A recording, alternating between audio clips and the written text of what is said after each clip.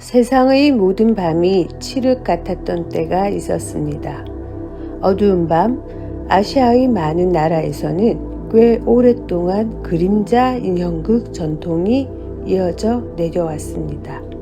시커먼 밤, 사람들이 모여 앉아 숨죽이고 무대 쪽을 바라보노라면 하얀 막 뒤로 알록달록한 색깔의 실루엣이 움직입니다. 사람 모양을 한 실루엣이 고개를 위아래로 움직이고 팔을 저어가며 제법 섬세한 몸짓을 합니다.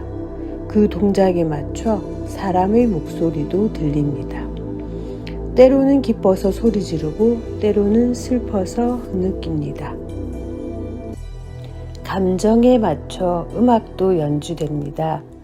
슬픈 장면에서는 낮고 조용한 음악이, 기쁨이나 흥분의 순간에는 빠르고 큰 소리의 음악이 연주되었겠죠.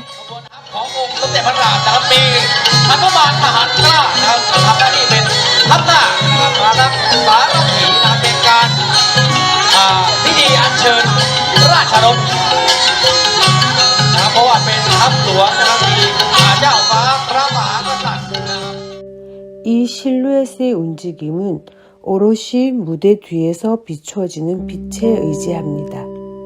상상해보면 꽤 흥미로운 광경입니다. 그림자 인형이 재현해주는 삶의 희로애락을 통해 사람들은 웃고 울었던 것이죠. 그 그림자 인형극 공연이 끝난 며칠 뒤까지도 두고두고 화제가 됐을 겁니다. 마치 지금의 우리가 영화나 드라마를 보고 난 뒤 소감을 이야기하는 것처럼 말이죠. 이 그림자 인형극은 어떻게 시작이 됐을까요?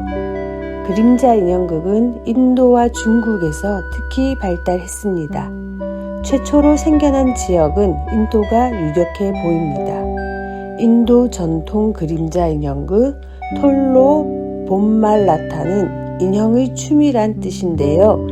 고대 인도 하라파 문명에서 발견된 민화를 보여주는 것에서 시작되었다는 설이 있습니다. 처음에는 민화를 보여주면서 거기에 상상한 스토리를 넣어 맛깔나게 사람들에게 들려주었던 거겠죠. 그리고 음악이 들어갔을 거고요. 인도에서는 지역별로 이름과 형식이 다르게 인형극이 발달했습니다.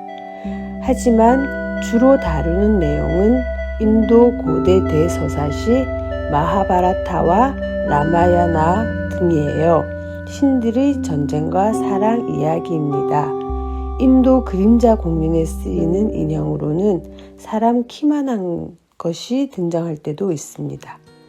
또 재미있는 것은 캐릭터의 비중에 따라 인형 크기가 달라지기도 한다는 거죠. 그러니까 우리가 많이 본 겨울왕국을 인형극으로 한다면 엘사 인형을 제일 크게, 또 안나 인형을 그 다음으로 크게 만드는 식입니다. 인도네시아와 말레이시아의 그림자 인형극도 유명합니다. 여기서는 와양이라고 불리는데요. 와양은 그림자란 뜻입니다. 와양 공연을 할 때 중요한 역할을 맡은 사람 중 달랑이 있어요. 혹시 여러분 변사라고 들어봤어요?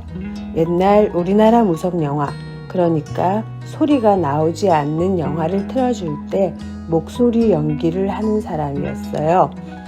인도네시아와 말레이시아의 와양 공연에서 이 달랑이 맡은 역할이 바로 변사와 비슷합니다. 등장인물들의 대사와 감정을 목소리로 연기하는 거죠. 그래서 달랑의 역할이 아주 중요했어요. 같은 이야기도 누가 어떻게 전달하느냐에 따라 다른 것처럼 어느 달랑이 와양을 들려주느냐에 따라 인형극의 느낌이 크게 달라지는 거죠. 와양 공연은 밤새도록 이어질 정도로 오래 하기도 했습니다. 중국에서도 오랜 기간 그림자 인형극이 발달했습니다. 중국에서는 그림자 인형극을 피영희라고 부르는데요. 2000년도 더 된 옛날 한 무제가 자신이 아끼던 부인 중 한 명이 병으로 세상을 떠나자 그렇게 슬퍼했다고 합니다. 그래서 심하게 알아누울 정도가 되자 신하 중 누군가가 장막 뒤에서 세상을 떠난 부인의 모습을 한 인형을 움직여서 보여주었다고 해요. 이렇게 그리운 마음에서 시작된 중국 그림자 인형은 그 이후 많은 사람들에게 사랑을 받았습니다. 중국에서는 특히 인형을 머리, 상반신과 하반신, 팔 윗부분과 아랫부분, 다리 윗부분과 아랫부분, 손과 발 등 11개 조각으로 만들어 연결시켰습니다. 그래서 인형의 동작이 꽤 자연스러웠습니다. 다른 나라도 그랬지만 중국에서도 소나 양, 당나귀 가죽으로 인형을 만들었습니다. 중국 그림자 인형극을 뜻하는 피연극의 피자는 가죽을 뜻하는 한자어입니다.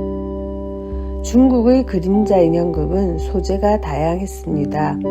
역사적인 사건과 여러 왕의 무용담은 물론이고 남녀 간의 연애사와 괴담 등을 다루었지요.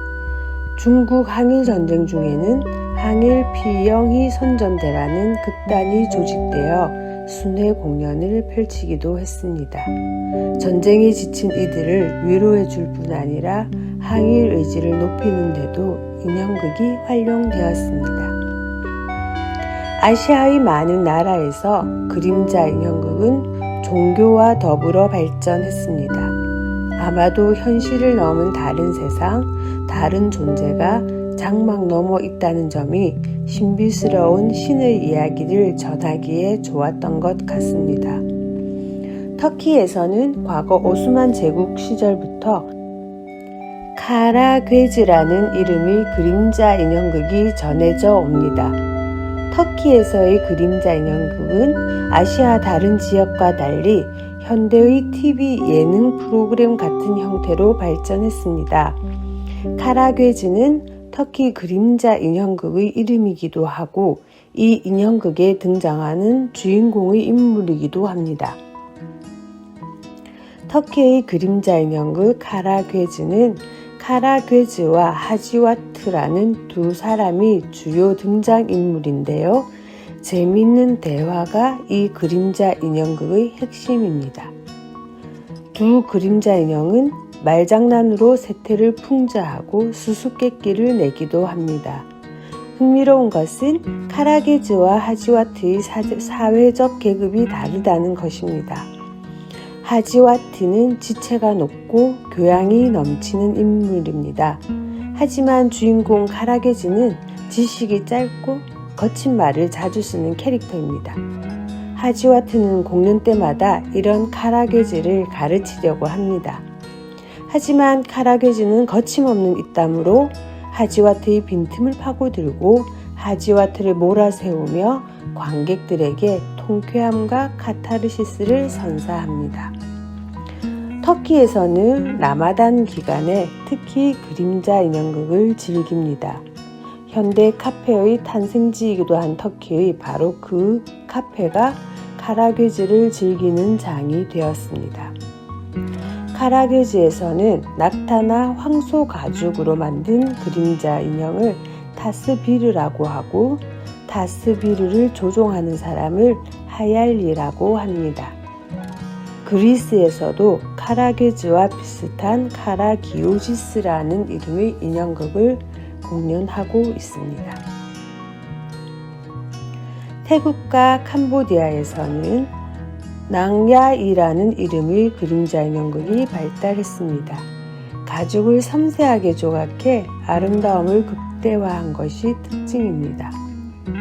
한국에서는 고려시대부터 영회극이 행해졌다는 기록이 있고요.